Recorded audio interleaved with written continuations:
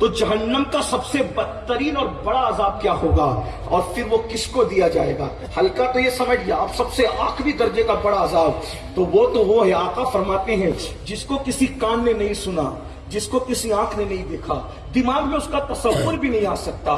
جہنم کے اندر ایک وادی ہے، تھوڑا محسوس کرو، ایک وادی ہے، اس وادی کو ہب کہتے ہیں، اس میں ایک اور وادی ہے، اس کو وادی لملم کہتے ہیں۔ جب جہنم ٹھنڈی پڑنے لگتی ہے تو سوئی کے ناکے کے برابر اس وادی کو کھول دیا جاتا ہے تو پوری جہنم بھڑکنے لگتی ہے۔ وہ اتنی خطرناک وادی ہب اور لملم کہ جہنم بھی ایک دن میں 36 مرتبہ اس وادی سے پناہ مانگتا ہے۔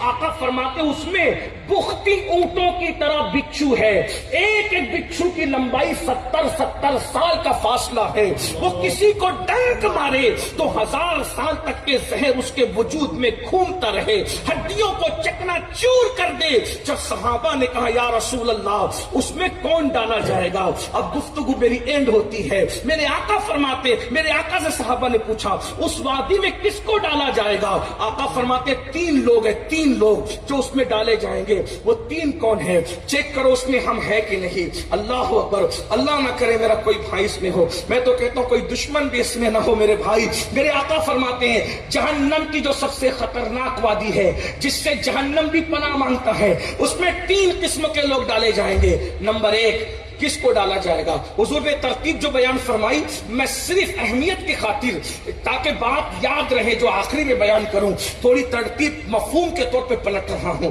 ورنہ حقیقت میں حدیث پڑھوں گا تو مجھے کوئی حق نہیں ترتیب بدلنے کی، لیکن روایت بالمعنی کے قانون کے تحت میں صرف مفہوم بیان کر رہا ہوں۔ کس کو ڈالا جائے گا؟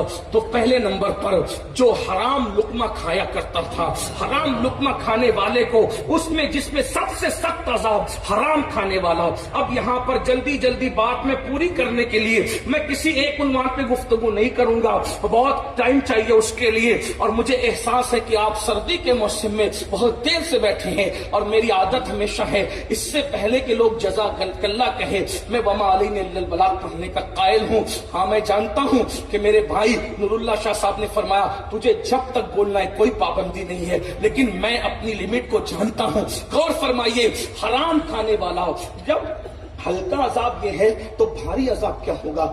آج ہمارا لقمہ حلال ہے، سنی بنے ہو جنت کے ٹھیکیدار، لقمہ حلال ہے، جھوٹ بول کے کمایا وہ لقمہ حلال ہے، جوا کھیل کے کمایا وہ لقمہ حلال ہے، لاٹری کھیل کے کمایا وہ لقمہ حلال ہے، لوگوں کا غصب کر